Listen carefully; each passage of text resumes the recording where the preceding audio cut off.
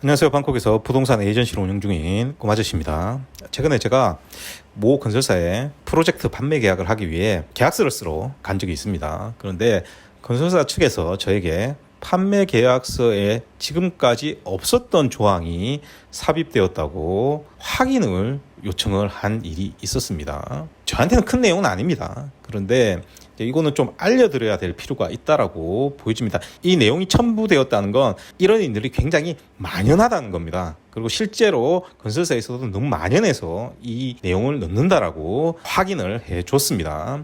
새로 첨부된 내용이 두 문항인데 첫 번째가 뭐냐면요.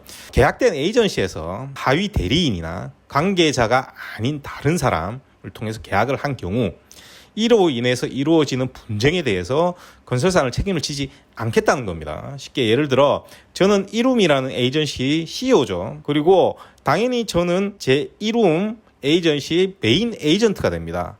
저희 직원들도 마찬가지겠죠. 쉽게 설명을 하면 여러분이 저를 통해서 콘도를 사기 위해 예를 들어서 산시리 XT 에까마이를 방문했다고 합시다. 그러면 제가 여러분의 개인정보를 받아서 산시리에 방문 신청을 하게 되면 방문자가 홍길동이고요.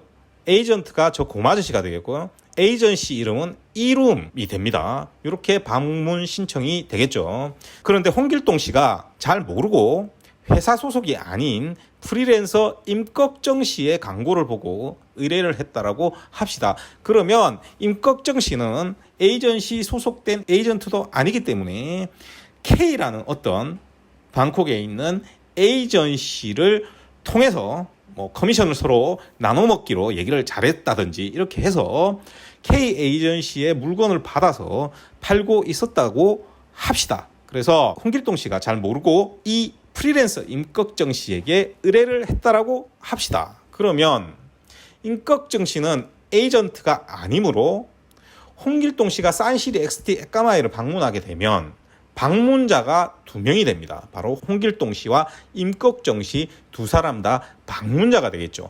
임꺽정 씨가 아무리 자기가 에이전트라고 주장해봐야 공식적으로는 그 사람은 에이전트가 아닙니다. 그 사람은 방문자가 됩니다.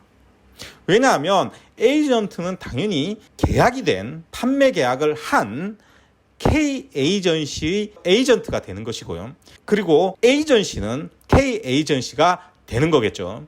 그러니까 임꺽정 씨는 K 에이전트 소속이 아니기 때문에 에이전트가 될 수가 없습니다. 그러니 여러분들이 이 계약을 하게 되면 실제 여러분들이 계약한 에이전트는 여러분들이 모를 수도 있습니다.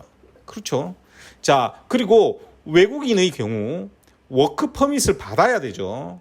그래야지 일을 할 수 있죠. 그런데 일반적으로 그냥 태국 에이전시가 한국인 에이전트 프리랜서가 있었다고 합시다. 그래서 이 사람한테 급여, 고용 요건 다 맞춰갖고 워크 퍼밋을 해줄 이유가 없죠. 그렇기 때문에 외국인은 실제로 에이전시를 소유하고 있는, 또 운영하고 있는 사람이 에이전트라고 보시면 되겠습니다. 자, 문제는 나는 임꺽정에게 의뢰를 했죠. 그런데 거래 과정에서 문제가 발생했다고 칩시다. 그러면 아무도 책임져 줄 사람이 없다는 겁니다. 간단하게 얼리버드로 분양 초기에 분양을 했다면 계약금을 내고 보통 3년을 기다려야 되죠. 그런데 만약에 계약금 납부 과정에서 문제가 있었다고 칩시다. 그런데 홍길동 씨가 몰랐다고 합시다. 이런 경우는 굉장히 많을 수 있습니다. 여러분들한테 여기서 설명을 드리면 너무 길어서 설명을 드릴 수가 없습니다. 가르쳐 드리고 싶지도 않습니다. 그런데 실제로 그러한 문제가 생겼다라고 합시다. 그런데 잔금을 처리하고 나서 소유권 이전 과정에서 문제가 발생을 하게 된다고 하면 이 임꺽정이라는 사람이 잠수를 타버리면 여러분이 기댈 수 있는 곳은 결국 건설사밖에 없어져 버립니다. 그런데 건설사는 이 분쟁에 대해 절대 책임을 지지 않겠다는 겁니다.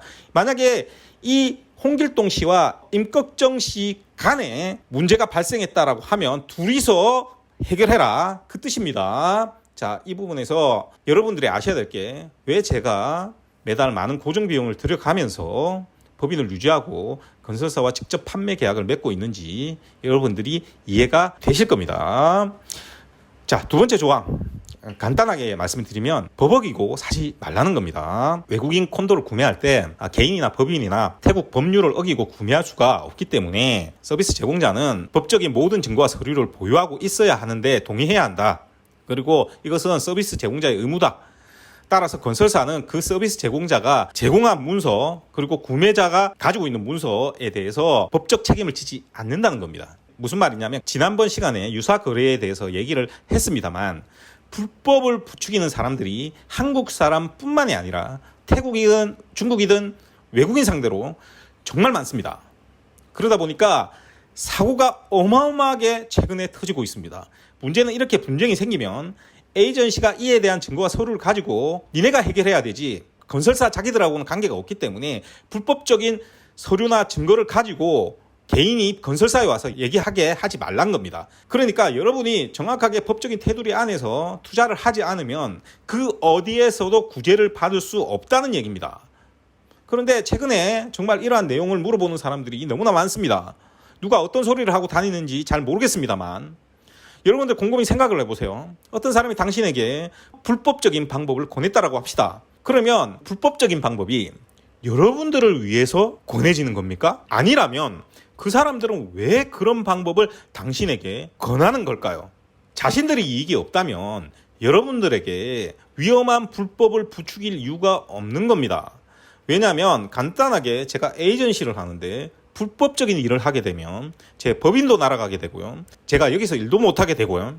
그러니 절대로 불법적인 방법을 쓰지 않겠죠. 더구나 가장 중요한 투자자의 자금 자체가 굉장히 위험해집니다.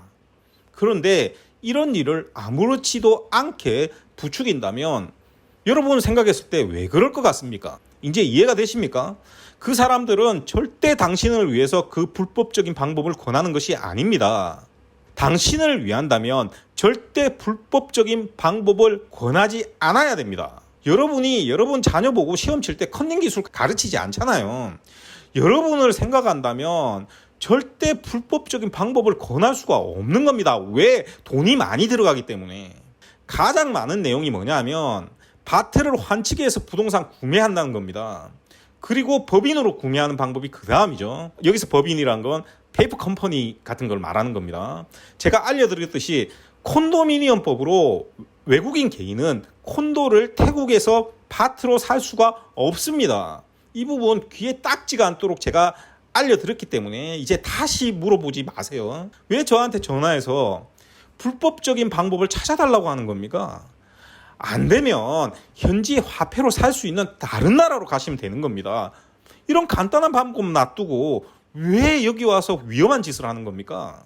또한 와이프가 태국인이면 특별한 경우가 아니면 법인을 만들어서 콘도나 부동산을 사야 할 이유가 없겠죠. 그런데 법인을 만들기 위해 모르는 외국인을 지분자로 넣어서 만들 경우에 이 법인이 부동산 같은 재산을 포함하게 되면 상식적으로 너무나 위험하다는 생각이 안 드십니까? 그런데 외국인이 법인의 지분율이 일정 부분 넘게 가지고 있는 경우 업무가 아니라 부동산 투자용으로 전용되는 것을 방지하기 위해서 원칙적으로는 전수조사가 나오게 되어 있습니다. 따라서 당장 전수조사가 나오지 않는다라고 하더라도 운영되지 않는 페이퍼 컴퍼니로 부동산을 구매했다가 발각될 경우에는 벌금뿐만이 아니라 강제 매각이 되는 아주 위험천만한 방법이 아닐 수가 없는 겁니다. 굳이 정상적인 방법으로 소유권 이전을 다 받고 있는데 왜 비정상적인 방법을 쓰라고 권한다라고 하면 여러분 이해가 되십니까? 내가 오래 살아서 잘하는데 오래 살든 하루 살든 이러한 불법을 권유하는 것은 결코 여러분을 위한 것이 아닙니다. 그 사람들이 뭔가 얻을 것이 있기 때문에 뭔가 얻을 것이 많기 때문에 권하는 것이지 여러분들을 위해서 그렇게 하는 것이 아니라는 겁니다.